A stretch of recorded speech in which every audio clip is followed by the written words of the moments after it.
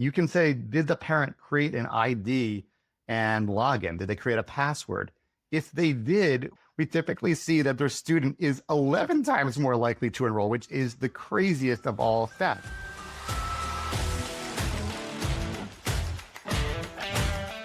This episode is all about parent engagement. The data is clear. When universities actively involve parents in the enrollment process, applications and yield rates go up. But what do today's parents really want from colleges and universities? How do their expectations shape their students' decisions? And how can institutions create an effective parent engagement strategy? To help us unpack all of this, I'm thrilled to welcome Dave Becker, CEO and co-founder of CampusESP. His company supports communication with 13 million parents across 450 plus universities, and he has 25 years of EdTech experience. Plus, he's living this experience firsthand. His twins are currently in their first year of college. Dave, welcome to the show. Allison, thank you for having me.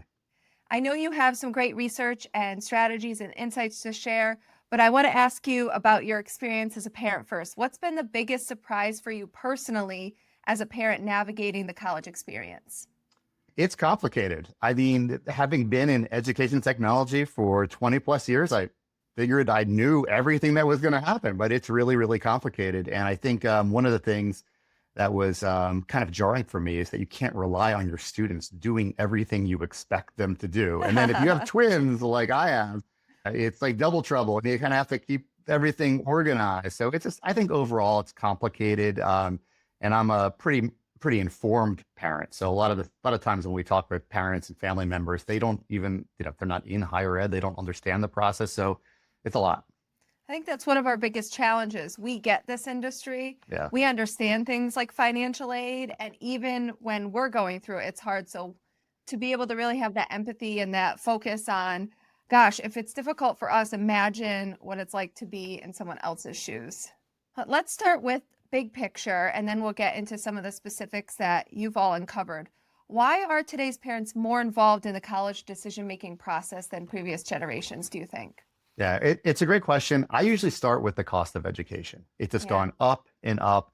Everybody knows student debt has increased, but so has parent debt. And so for most families, this is going to be one of the single biggest investments they make. And I know everybody's like, oh, students have to struggle and they have to be independent. But the reality is families want that of their students, but they just know that failure is not an option. They need them to succeed. And I think you layer in technology, you layer in smaller family size and the mental health, student mental health. There's so many other things that affect student success. It's usually not because of a bad grade. And the reality is parents and family members play a role in that.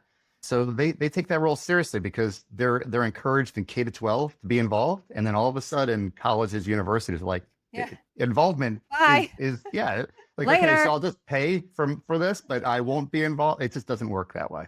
Yeah, I think that parenting styles have changed a lot too. When I was growing up, I have an 11-year-old right now. When I was 11, I definitely was out cruising neighborhood on my bike. I was all over the place, and I would either hear my mom start yelling for me when it was dinner time, or you knew when the street lights started to come on, it's time to head home. I cannot imagine doing that with my child. I feel like people would judge me if I did that with my child, right? So there's this different involvement level, and maybe we're doing it wrong for right or wrong, right? But it's just different. It's different, and it's a massive demographic shift. And sometimes some people like it, some people don't. Some people say their kids are their best friends. Some people think that's too much. I'm not here to debate any of that. I'm just saying that parents are involved in college selection and student success. And it's a lever, a dial that you can pull on the enrollment and admission side of the house. So let's talk about some of the expectations that the parents come with. And you brought up cost, and actually you said investment. But I think from their perspective, we want to be able to talk about ROI and investment and value, but they're talking about cost. They're thinking about cost, right? But what are those expectations that end up shaping the student's choice? Or I guess it's really, as you said just before, it's really the family's choice now. It's not just the student's choice. It's sort of more of a group decision. So what are those expectations? What are they looking for in a college for their student? Well, they want somewhere where their student can grow and be successful, and they do want return on investment. And maybe the most important point is that the students want their involvement. It's not They something look where to them. they Yes. look to They them, look to them. and that's who they're relying on to influence their decisions. So then you start thinking about the parents. Okay, well, what do parents want? And a lot of times it matches to what you're sending to students. When we did a survey this year of 11,000 parents across 83 different colleges, and we asked, what are the things that you most want that help you determine what's the best fit for your student? 96% in the top three, and 96% said the on-campus visit was the most important. That's probably not surprising to anybody, especially because who's asking questions on the tours? Most often it's the family or parents, right? 95%, the information about a school's differentiating programs or anything that's specific to the programs that the student is considering. And then 94% in the top three is the quality of the school's communication with them, the parents. Yeah. And I think that is a massive shift. And some schools do a good job with it, and other schools are like maybe doing just enough or looking to scale and do more with it. But the big thing is parents are part of that process. Students want them to be. So it's really something you have to think about, meeting those parent expectations.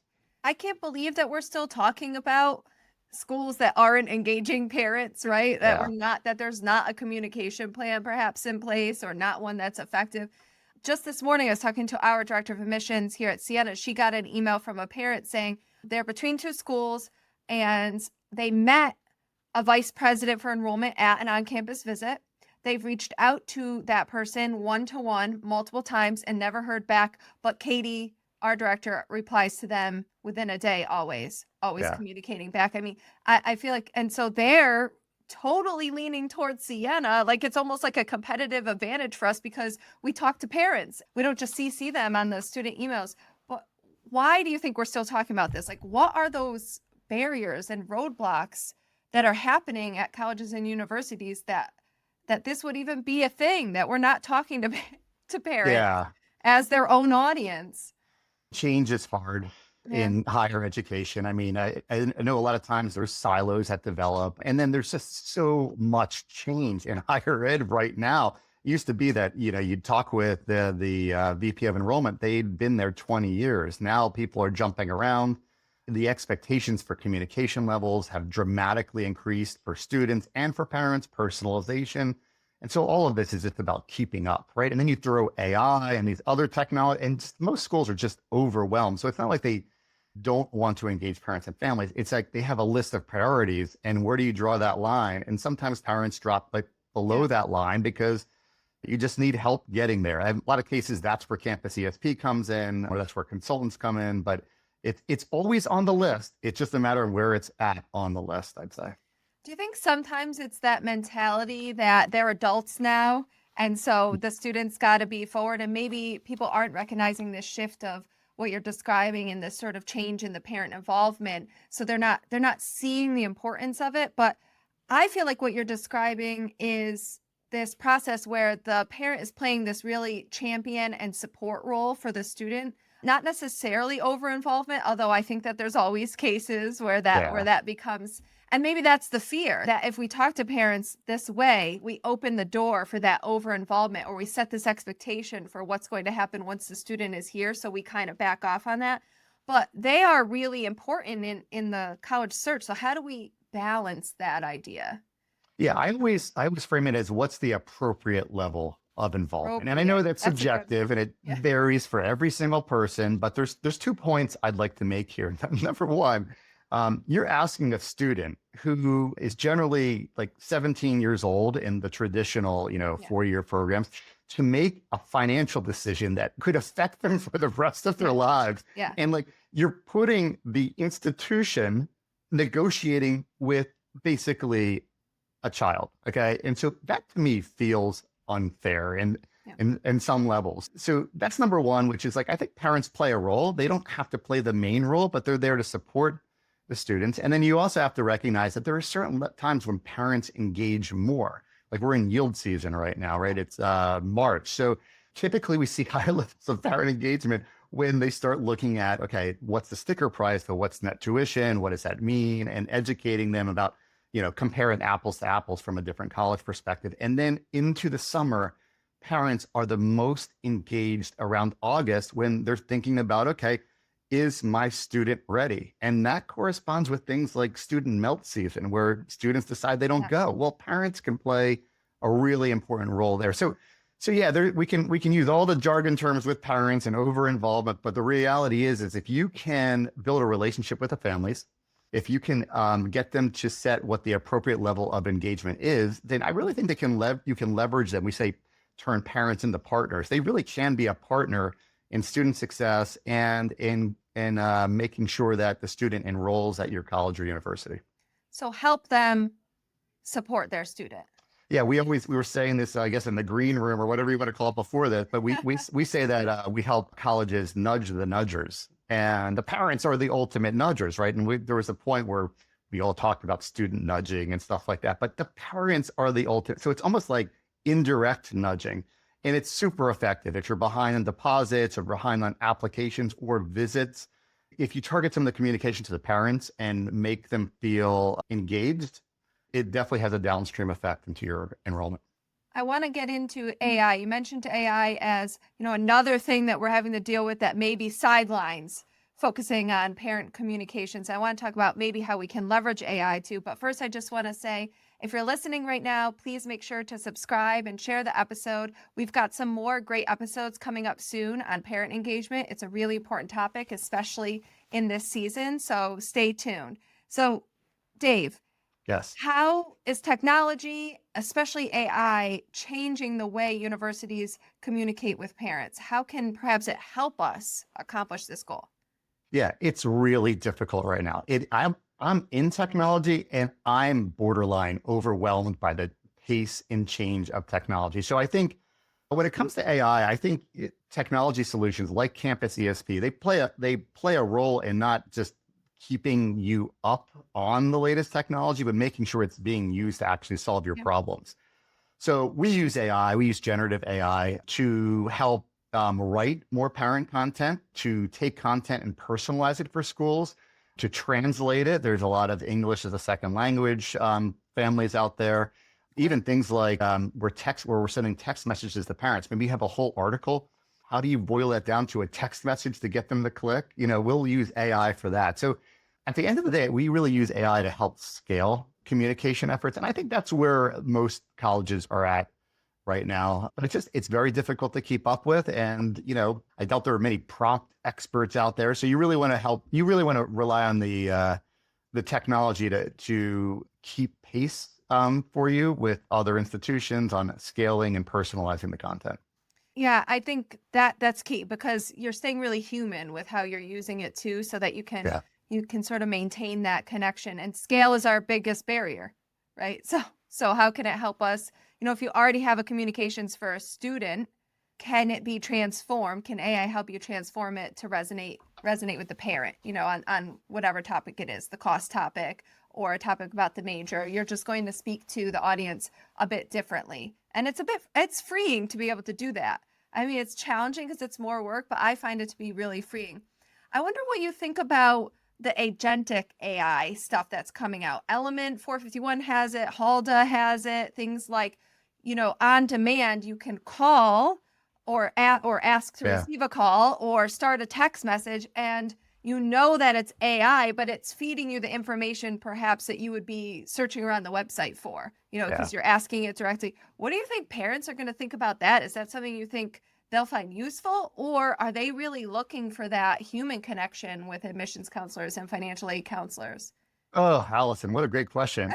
I mean, I don't know. I think it depends. I think there's lots of different generations of parents. We talk about Gen X parents right now. I'm a Gen X parent. I think we're moving to more millennials. And in some cases, folks know they're going through like a technology communication path. In other cases, they don't realize it. So it really depends. What I really try to get schools to focus on is just make sure it's solving a problem. That's a real problem that you have there. Don't just chase the shiny object. Absolutely. And use look, it as a solution. Yeah. I have been very impressed with the AI. There's so many different pieces of AI. It's not just one AI. There's like, when you look at the Gartner hype curve, there's like 30 different AI types. So keeping up with it can be overwhelming. And then we all know there's people who talk tech and we're like, what did they say? And, what am I supposed to remember? It's overwhelming. I just think it has to solve a problem. And like you said, scale on parent engagement side is a big problem that we're solving. I'll give you one example. We work with Penn State University. It's essentially one person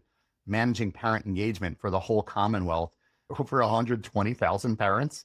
Yeah, I mean, just that math does not add up. And they want to do the right things. It's not like they're ignoring it. They just need help with scale and with content. And so it's not just about the tech, it's how you roll it out to parents and families. And clearly they want to be proactive, but they also can't deal with 120,000 parents one-on-one. I mean, who could possibly? There's no team big enough to be able to do that. Let's talk about the research that you guys have coming out of ESP. You found a direct correlation between parent engagement and application and yield increases. Can you walk us through some of those findings? There's details on our website at CampusESP.com that goes into it. But essentially, we see a very strong correlation between parent engagement levels and student enrollment. And we see this relationship every single year. We do different case studies to kind of like just change the schools that we're profiling. But here's the two main areas that we see, which is like, number one, if you engage parents, you can make a difference with enrollment, especially yield. So with the case studies every year, we generally see that when students have a parent in Campus ESP, on average, their yield is 7% higher. Now, it depends on the school, but like engaging with parents is not going to negatively impact yield. So number one is that whole nudging the nudger concept. If you engage with parents, you will see a return on investment, whether it's 7% increase, whether it's 2%, whatever it is, there should be an increase there. One of the reports we provide at Campus ESP is to tell you what that is. And then the other really important, interesting thing is you can use parent engagement to predict student likelihood to enroll. So we see that in the top quartile of parent engagement, and we track that with what we call parent promoter score, like how engaged are they? We see in that top quartile of engagement, we see that students are generally 3 times more likely to enroll. We see that these are standard reports within Campus ESP. And then you can go a level deeper. You can say, did the parent create an ID and login? Did they create a password? If they did, we typically see that their student is 11 times more likely to enroll, which is the craziest of all stats. So a lot of our more progressive schools will take that parent engagement data back and super score it in their enrollment modeling to understand how far along they are with yield and meeting their class. So it's really, really powerful data. It's highly correlated. Causality, so many different things to look at. I'm not going to do that. There's financial aid packages involved and what the cost, there's so much that goes into yield. And did they visit campus or not?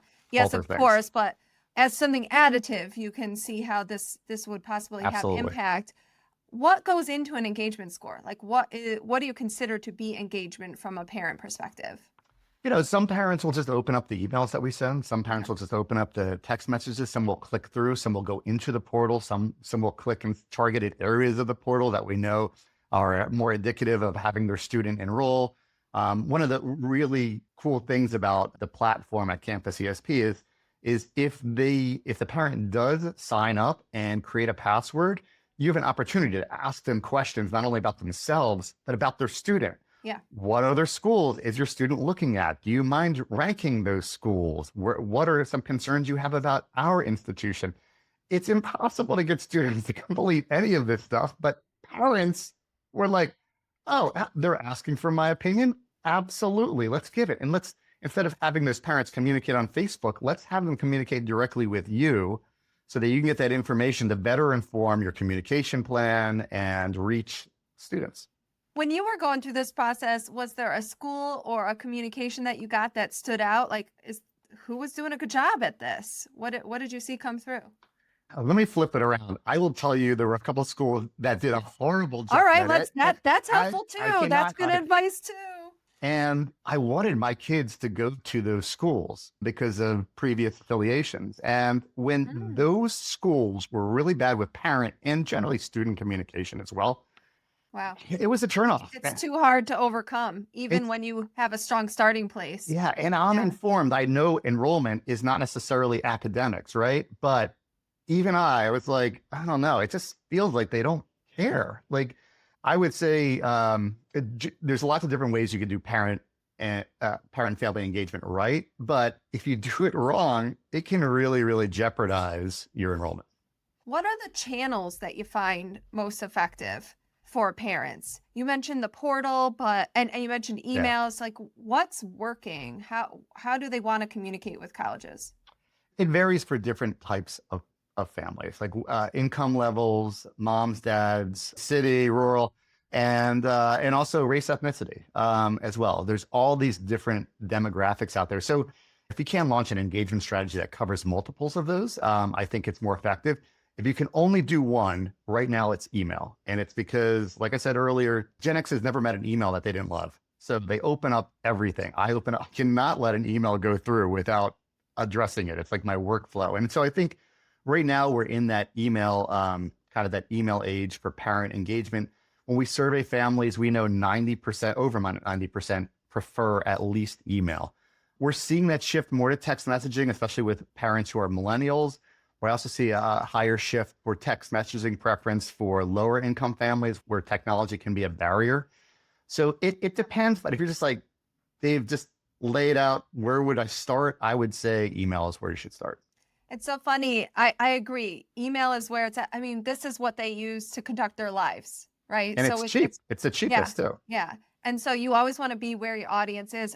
At a recent accepted student day, for the first time ever, I had a mother say, because I said, okay, I will follow up on that with you. I'll send it to you. She said, oh, well, text it to me because I will not look at my email. And that was the first time I had ever heard that. So yeah, there might be a transition happening, but it's small at this point away from the email. It is. If there is one thing you wish every higher ed marketer knew about parent engagement, what would it be? I think when you look at some of the race demographic stats, you'll find that parent and family engagement's highest for Hispanic and Black families. And there's a lot of HSIs out there, a lot of emerging HSIs.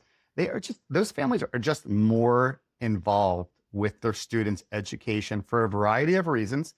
But if you think parent involvement's high right now, and you think the population is getting more diverse, then I will tell you that I believe that parent involvement will continue to increase and will become even more important. And I'll just, that could be a big gulp moment for many people out there because keeping up is already difficult. But I just really think it's the key, especially for HBCUs, HSIs, schools that are looking to create more diverse student populations. It is a lever you can pull to make a difference in your enrollment strategy.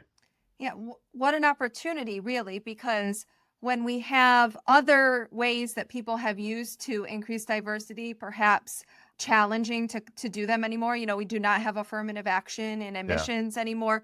But I've always said from the beginning, if you were relying on affirmative action to make sure that you have diversity in your class, you were doing it wrong. So this would be a strategy that people who are trying to diversify their student body would take on. Make sure you're focusing on the parents. Dave, thank you so much for coming on the show and sharing this research with us. Allison, thanks for having me. I enjoyed it. And we will definitely include the links to the research in our show notes. So if you're wondering and you want to dig in more, that's where that will be. And that's it for today's episode of The Application. If you found this conversation helpful, share it with a colleague and subscribe so you never miss an episode.